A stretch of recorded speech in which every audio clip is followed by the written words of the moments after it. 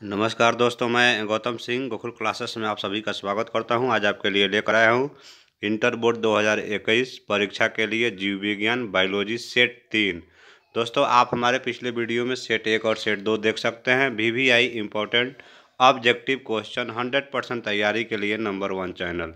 दोस्तों, आपको हम बता दें कि 42 क्वेश्चन आपका ऑब्जेक्टिव आता है, जिसमें 35 आपको आंसर देना होता है। प्रत्येक क्वेश्चन का 4 ऑप्शन होता है, जिसमें आपका एक सही जवाब देना होता है। चलिए दोस्तों, बढ़ते हैं प्रश्न की तरफ। पहला प्रश्न है दोस्त, चमगादड़ द्वारा परागण कहलाता है। चमगादड़ द्वारा परागण कहलाता है अनॉर्थोफिली, एंटोमोफिली, क्रोपेरोफिली या हाइड्रोफिली। दोस्तों, चमगादड़ द्वारा परागण कहलाता है, आपको बता दें, क्रोपोरोफिली आपका आंसर हो जाएगा सी नंबर। बढ़ते हैं अगले प्रश्न की तरफ। अगला प्रश्न है हमारा, एनीमोमली नामक परागण होता है चिड़िया, चमगादड़, घोघा, हवा। एनीमोफिली नामक परागण होता है दोस्तों, आपको बता दें, हवा। आपका आंसर हो जाएगा डी नंबर। बढ़ते हैं अगले प्रश्न की तरफ। अगला प्रश्न है हमारा, मुकुलन द्वारा जनन किसमें होता है। मुकुलन द्वारा जनन किसमें होता है। दोस्तों, आपको हम बता दें कि मुकुलन द्वारा जनन जो है ईस्ट में या म्यूकर में या पाइनस में या फर्न में। दोस्तों, आपको हम बता दें कि मुकुलन द्वारा जनन होता है आपको ईस्ट में। आपका आंसर हो जाएगा ए नंबर। बढ़ते हैं अगले प्रश्न की तरफ। अगला प्रश्न है हमारा, मनुष्य के युग्मकों में गुणसूत्रों की संख्या होती है 21, 23, तीसरा ऑप्शन है 44, चौथा ऑप्शन है 46। तो मनुष्य के युग्मकों में गुणसूत्रों की संख्या होती है, आपको बता दें, 46। तो आपका आंसर हो जाएगा डी नंबर। बढ़ते हैं अगले प्रश्न की तरफ। अगला प्रश्न है, निम्नलिखित में से कौन सा जंतु उभयलिंगी नहीं है। उभयलिंगी, जोंक, केंचुआ, फीता कृमि, घरेलू मक्खी। निम्नलिखित में कौन सा जंतु उभयलिंगी नहीं है। दोस्तों, आपको हम बता दें, उभयलिंगी नहीं है, आपको घरेलू मक्खी। आपका आंसर हो जाएगा डी नंबर। बढ़ते हैं अगले प्रश्न की तरफ। अगला प्रश्न है हमारा, शरीर के बाहर होने वाले निषेचन को क्या कहते हैं। इन विट्रो, इन विवो, ए और बी दोनों, इनमें से कोई नहीं। शरीर के बाहर होने वाले निषेचन को क्या कहते हैं। तो दोस्तों, आपको बता दें कि शरीर के बाहर होने वाले निषेचन को कहते हैं इन विट्रो। आपका आंसर हो जाएगा ए नंबर। बढ़ते हैं अगले प्रश्न की तरफ। अगला प्रश्न है हमारा, प्रत्येक पादप कोशिका से पूर्ण पौधा बन सकता है, इस गुण को क्या कहते हैं। प्रत्येक पादप कोशिका से पूर्ण पौधा बन सकता है, इस गुण को क्या कहते हैं। क्लोनिंग, समाक्लोनल, टोटीपोटेंसी, इनमें से सभी। प्रत्येक पादप कोशिका से पूर्ण पौधा बन सकता है, इस गुण को हम कहते हैं टोटीपोटेंसी। आपका आंसर हो जाएगा सी नंबर। बढ़ते हैं अगले प्रश्न की तरफ। अगला प्रश्न है हमारा, प्रोटोप्लास्ट कल्चर का फ्यूजन क्या है। प्रोटोप्लास्ट कल्चर का फ्यूजन क्या है। तरल नाइट्रोजन, पीईजी, लैक्टिक अम्ल, इनमें से सभी। प्रोटोप्लास्ट कल्चर का फ्यूजन क्या है। तो दोस्तों, आपको हम बता दें, पीईजी। आपका आंसर हो जाएगा बी नंबर। बढ़ते हैं अगले प्रश्न की तरफ। अगला प्रश्न है हमारा, निषेचन क्या है। हमारा अगला सवाल है, निषेचन क्या है। दोस्तों, आपको हम बता दें, अंडा तथा नर न्यूक्लियस का संयोजन, अंडा तथा सेकेंडरी न्यूक्लियस का संयोजन, अंडा तथा सिनर्जिजी का संयोजन, या उपयुक्त में से कोई नहीं। तो निषेचन क्या है। तो दोस्तों, निषेचन एक अंडा तथा नर न्यूक्लियस का संयोजन है। आपका आंसर हो जाएगा ए नंबर। बढ़ते हैं अगले प्रश्न की तरफ। अगला प्रश्न है हमारा, इनमें से किसका पुष्पासन खाया जाता है। शरीफा, सेब, नारंगी, लीची, इनमें से किसका पुष्पासन खाया जाता है। तो दोस्तों, आपको हम बता दें, इसमें से जो है सेब का पुष्पासन खाया जाता है। आपका आंसर हो जाएगा बी नंबर। बढ़ते हैं अगले प्रश्न की तरफ। अगला प्रश्न है, गेहूं में परागण किसके द्वारा होता है। गेहूं में परागण किसके द्वारा होता है। वायु, कीट, पक्षी, मनुष्य। गेहूं में परागण किसके द्वारा होता है? तो वायु के द्वारा। आपका आंसर हो जाएगा ए नंबर। बढ़ते हैं अगले प्रश्न की तरफ। अगला प्रश्न है हमारा, नर हार्मोन्स की उत्पत्ति कहाँ से होती है? अंडा से, शुक्राणु, वृषक, वृक्क। नर हार्मोन्स की उत्पत्ति कहाँ से होती है? तो दोस्तों आपको हम बता दें कि नर हार्मोन्स की उत्पत्ति वृषण से होती है। आपका आंसर हो जाएगा सी नंबर। बढ़ते हैं अगले प्रश्न की तरफ। अगला प्रश्न है हमारा, मासिक धर्म के आरंभ से स्रावित होने वाले हार्मोन के क्रम में है एफएस, प्रोजेस्टेरॉन, एस्ट्रोजन या एस्ट्रोजन, एसएच, प्रोजेस्टेरॉन या एफएस, एस्ट्रोजन या प्रोजेस्टेरॉन, एस्ट्रोजन या प्रोजेस्टेरॉन, एफएसएच। तो मासिक धर्म के आरंभ से स्रावित होने वाले हार्मोन के क्रम में एफएसएच या एस्ट्रोजन या प्रोजेस्टेरॉन का क्रम में होता है। आपका आंसर हो जाएगा सी नंबर। बढ़ते हैं अगले प्रश्न की तरफ। अगला प्रश्न है, एक्रोसोम इनमें से किसका संभाग है? एक्रोसोम इनमें से किसका संभाग है? मानव शुक्राणु से सिर पर, मानव शुक्राणु के मध्य भाग पर, प्रारंभिक डिंबाणु जनन कोशिका का या ब्लास्टोसिस्ट का? एक्रोसोम इनमें से किसका संभाग है? तो दोस्तों आपको हम बता दें कि एक्रोसोम जो है मानव शुक्राणु के सिर पर का संभाग है। आपका आंसर हो जाएगा ए नंबर। बढ़ते हैं अगले प्रश्न की तरफ। अगला प्रश्न है, परिवार नियोजन कार्यक्रम प्रारंभ किया गया 1920, 1930, 1950, 1951 में। परिवार नियोजन कार्यक्रम प्रारंभ किया गया था दोस्तों, आपको बता दें 1951 में। आपका आंसर हो जाएगा डी नंबर।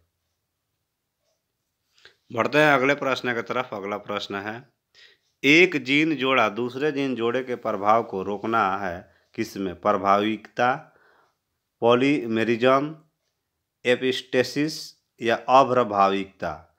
एक जीन जोड़ा दूसरे जीन जोड़े के प्रभाव को रोकना है किसमें? तो दोस्तों आपको हम बता दें प्रभाविकता। आपका आंसर हो जाएगा ए नंबर। बढ़ते हैं अगले प्रश्न की तरफ। अगला प्रश्न है हमारा, प्रथम आनुवंशिकी विद्वानुवंशिकी के पिता थे। प्रथम आनुवंशिकी और विद्व आनुवंशिकी के पिता थे डी ब्रिज, मेंडल, डार्विन या मार्गन। दोस्तों आपको हम बता दें मेंडल। आपका आंसर हो जाएगा बी नंबर। बढ़ते हैं अगले प्रश्न की तरफ। अगला प्रश्न है हमारा, मेंडल के नियम का एक अपवाद है प्रभाविता, युग्मक की शुद्धता, सहलग्रता, स्वतंत्रता, अपव्यवन। मेंडल के नियम का एक अपवाद है दोस्तों सहलग्रता। आपका आंसर हो जाएगा सी नंबर। बढ़ते हैं अगले प्रश्न की तरफ। अगला प्रश्न है, डाउन्स सिंड्रोम है एक। डाउन्स सिंड्रोम क्या है? तो मेंडेलियन विधि या गुणसूत्रीय विधि दोनों हो सकता है, इनमें से कोई नहीं। डाउन्स सिंड्रोम एक गुणसूत्रीय विधि है। आपका आंसर हो जाएगा बी नंबर। बढ़ते हैं अगले प्रश्न की तरफ। अगला प्रश्न है, मानव रुधिर AB वर्ग में एंटीबॉडी उपस्थित होते हैं या एंटीबॉडी अनुपस्थिति होते हैं? एंटीबॉडी ए उपस्थित होते हैं, एंटीबॉडी बी उपस्थित होते हैं। मानव रुधिर AB वर्ग में आपको हम बता दें दोस्तों, मानव रुधिर AB वर्ग में एंटीबॉडी अनुपस्थित होते हैं। आपका आंसर हो जाएगा बी नंबर।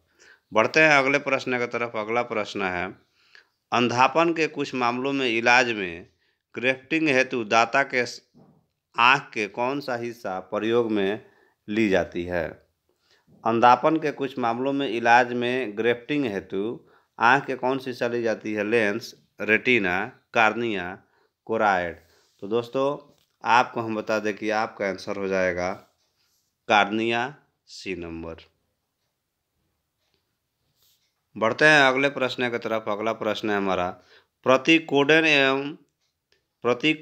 या एंटीकोडोन पाए जाते हैं DNA पर, tRNA पर या RNA पर या mRNA पर। प्रतिकोडन एवं एंटीकोडन पाए जाते हैं दोस्तों, आपको बता दें tRNA पर। आपका आंसर हो जाएगा बी नंबर। बढ़ते हैं अगले प्रश्न की तरफ। अगला प्रश्न है, RNA के पायरिमिडियन में पाया जाता है? साइटोसिन एवं थाइमिन, एडेनिन एवं गुआनिन, या साइटोसिन एवं यूरासिल, या थाइमिन एवं यूरासिल। आरएनए के पायरिमिडियन में पाया जाता है दोस्तों, आपको बता दें कि साइटोसिन एवं यूरासिल। आपका आंसर हो जाएगा सी नंबर।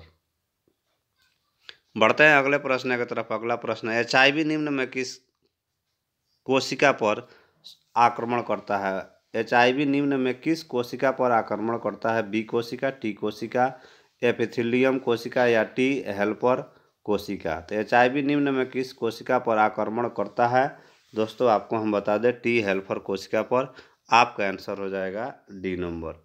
बढ़ते हैं अगले प्रश्न की तरफ। अगला प्रश्न है, यौन संचारित रोग है खसरा, टीबी, गोनोरिया, टाइफाइड। यौन संचारित रोग है दोस्तों, आपको बता दें गोनोरिया। आपका आंसर हो जाएगा सी नंबर। बढ़ते हैं अगले प्रश्न की तरफ। अगला प्रश्न है हमारा, विषाणु किससे बना होता है? प्रोटीन तथा न्यूक्लिक अम्ल, लिपिड तथा प्रोटीन, या DNA एवं RNA। विषाणु किससे बना होता है ये आपको बताना है। तो विषाणु प्रोटीन तथा न्यूक्लिक अम्ल के द्वारा बना होता है। आपका आंसर हो जाएगा बी नंबर। पढ़ते हैं अगले प्रश्न की तरफ। अगला प्रश्न है, विषाणु का अध्ययन किस शाखा में किया जाता है? फाइकोलॉजी, या वायरोलॉजी, या ब्रायोलॉजी, या भ्रूण विज्ञान। विषाणु का अध्ययन किस शाखा में किया जाता है? तो वायरोलॉजी। आपका आंसर हो जाएगा बी नंबर। बढ़ते हैं, तो आपका आंसर हो जाएगा वायरोलॉजी। बढ़ते हैं अगले प्रश्न की तरफ। अगला प्रश्न है, बीज का किसमें हिमीकृत किया जाता है? बीज का किसमें हिमीकृत किया जाता है? जल में, सामान्य रेफ्रिजरेटर में, तरल नाइट्रोजन में, इनमें से किसी में भी नहीं। तो दोस्तों आपको हम बता दें कि बीज का किसमें हिमीकृत किया जाता है? तो तरल नाइट्रोजन में। आपका आंसर हो जाएगा सी नंबर। बढ़ते हैं अगले प्रश्न की तरफ। अगला प्रश्न है हमारा, निम्न में से कौन सा एक कुकुट रोग है? कुकुट रोग है, स्मॉट, हैजा, ए और बी दोनों, या टाइफाइड। निम्न में कौन सा एक कुकुट रोग है? तो दोस्तों आपको हम बता दें कि टाइफाइड। आपका आंसर हो जाएगा डी नंबर। बढ़ते हैं अगले प्रश्न की तरफ। अगला प्रश्न है हमारा, किस गैर फली पौधों के जड़ पिंड में जैविक खाद मौजूद है? एजोडोबैक्टर, क्लस्ट्रीडियम, फ्रांकिया, इनमें से कोई नहीं। दोस्तों हमारा सवाल है, किस गैर फली पौधों के जड़ पिंड में जैविक खाद मौजूद है? तो दोस्तों आपको हम बता दें एजोटोबैक्टर। आपका आंसर हो जाएगा ए नंबर। बढ़ते हैं अगले प्रश्न की तरफ। अगला प्रश्न है हमारा, प्रतिबंध एंजाइम की खोज की स्मिथ एवं नथन्स ने, बर्गर ने, वॉक्समैन ने, या फ्लेमिंग ने। प्रतिबंध एंजाइम की खोज स्मिथ एवं नथन्स ने की। आपका आंसर हो जाएगा ए नंबर। बढ़ते हैं अगले प्रश्न की तरफ। अगला प्रश्न है, प्लाज्मिड है एक कवक, प्लाज्मिकला एक भाग है, जीवाणु कोशिका में अतिरिक्त गुणसूत्रीय है। प्लाज्मिड है एक दोस्तों जीवाणु कोशिका में अतिरिक्त गुणसूत्रीय है। आपका आंसर हो जाएगा डी नंबर। बढ़ते हैं अगले प्रश्न की तरफ। अगला प्रश्न है हमारा, 11 जुलाई को मनाया जाता है विश्व जनसंख्या दिवस, तंबाकू निषेध दिवस, विश्व पर्यावरण दिवस, विश्व स्वास्थ्य दिवस। 11 जुलाई को मनाया जाता है दोस्तों, आपको बता दें विश्व जनसंख्या दिवस। आपका आंसर हो जाएगा ए नंबर। बढ़ते हैं अगले प्रश्न की तरफ। अगला प्रश्न है हमारा, पारिस्थितिक तंत्र में ऊर्जा का मुख्य स्रोत है? हरे पौधे, सूर्य, वायु, या सभी। पारिस्थितिक तंत्र में ऊर्जा का मुख्य स्रोत है दोस्तों, आपको बता दें सूर्य। आपका आंसर हो जाएगा बी नंबर। बढ़ते हैं अगले प्रश्न की तरफ। अगला प्रश्न है हमारा, साधारणतः कितने तीव्रता की ध्वनि मानव सहन करता है? 20 से 30 डेसिबल, 80 से 90 डेसिबल, 120 से 130 डेसिबल। साधारण कितने तीव्रता की ध्वनि मानव जो है सहन करता है? तो 20 से 30 डेसिबल। आपका आंसर हो जाएगा बी ए नंबर। बढ़ते हैं अगले प्रश्न की तरफ। अगला प्रश्न है हमारा,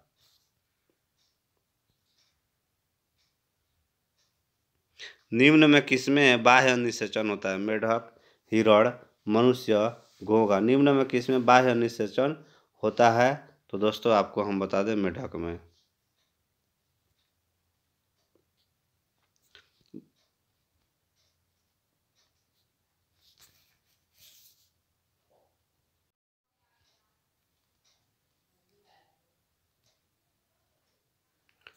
बढ़ते हैं अगले प्रश्न की तरफ। अगला प्रश्न है हमारा, पुष्पी पादपों में लैंगिक जनन में निम्नलिखित में से कौन सा अंग भाग लेते हैं? फूल, जड़, तना, पत्ती। तो दोस्तों आपको हम बता दें फूल आपका आंसर हो जाएगा ए नंबर। बढ़ते हैं अगले प्रश्न की तरफ। अगला प्रश्न है हमारा, परिपक्व शुक्राणु के शीर्ष पर एक टोपीनुमा संरचना पाई जाती है। एक्रोसोम, मेसोसोम, एपिसोम या स्फोरोसेम। तो परिपक्व शुक्राणु के शीर्ष पर एक टोपीनुमा संचरण पाई जाती है। एक्रोसोम आपका आंसर हो जाएगा ए नंबर। बढ़ते हैं अगले प्रश्न की तरफ। अगला प्रश्न है हमारा, लेक अपरान किसका प्रतिनिधि है? लेक अपरान किसका प्रतिनिधि है? अनुदेशी जीन क्रियाविधि का, दमनकारी जीन क्रियाविधि का, गृह संचालन जीन संरचना का, या इन सभी का। तो लेक अपरान किसका प्रतिनिधि है? तो दोस्तों आपको हम बता दें दमनकारी जीन क्रियाविधि का आपका आंसर हो जाएगा बी नंबर। बढ़ते हैं अगले प्रश्न की तरफ। अगला प्रश्न है, डीएनए सांचे पर आरएनए के निर्माण को क्या कहते हैं? Translation, transcription, transduction, replication. DNA और आरएनए। तो दोस्तों डीएनए और आरएनए यानी रिकॉम्बिनेंट बनाने में होता है और रिकॉम्बिनेंट बनाने के लिए। तो दोस्तों डीएनए और आरएनए यानी नए तैयार उत्पादक को आरडीएनए कहा जाता है, और इस आरडीएनए बनाने के लिए जो मध्यगार होता है उसे डीएनए प्रोब कहते हैं। जैव औद्योगिक में डीएनए को प्रोब इस्तेमाल से निम्नलिखित कार्य में होता है, जैसे बीटी कार्टन बनाने में, तंबाकू बनाने में, फ्लेयर सोया टमाटर बनाने में, या गोल्डन राइस बनाने में। दोस्तों डीएनए सैंपल के किसी विशेष डीएनए विन्यास को अनुक्रम सीक्वेंस का पता लगाने के लिए अपनाई जाने वाली वह जैव अभियांत्रिक तकनीक जिसमें डीएनए की खंड को इलेक्ट्रोफोरेसिस द्वारा पृथक का उसकी पहचान करते हैं। तो दोस्तों हमारा सवाल है, डीएनए सांचे पर आरएनए के निर्माण को क्या कहते हैं? ट्रांसलेशन, ट्रांसक्रिप्शन, ट्रांसडक्शन या रेप्लिकेशन। तो दोस्तों हमारा आंसर हो जाएगा ट्रांसक्रिप्शन आपका आंसर हो गया बी नंबर। बढ़ते हैं अगले प्रश्न की तरफ। अगला प्रश्न है, ड्रायोपिथिकस इनमें किसकी अधिक समान थे? एप के, गोरिल्ला के, चिंपांजी के, मनुष्य के। ड्रायोपिथिक्स इनमें किसमें सब अधिक समान थे? तो दोस्तों आपको बता दें एप के आपका आंसर हो जाएगा ए नंबर। बढ़ते हैं अगले प्रश्न की तरफ। अगला प्रश्न है, चरम समुदाय किस क्षेत्र में पाया जाता है? संतुलित क्षेत्र में, संक्रमण क्षेत्र में, नग्न भूमि, इनमें से कोई नहीं। दोस्तों आपको बता दें चरम समुदाय किस क्षेत्र में पाया जाता है? तो चरम समुदाय संतुलित क्षेत्र में पाया जाता है, आपका आंसर हो जाएगा ए नंबर। दोस्तों आपको हम बता दें कि ये हमारा सेट 3 था, अगला वीडियो हमारा सेट 4 होगा। दोस्तों अगर हमारा वीडियो आपको पसंद आया तो वीडियो को लाइक करें, और चैनल को सब्सक्राइब नहीं किया तो चैनल को सब्सक्राइब करें और बेल आइकन दबा दें ताकि अगले वीडियो के नोटिफिकेशन आपको मिलते रहे। थैंक यू दोस्तों, राधे राधे दोस्तों।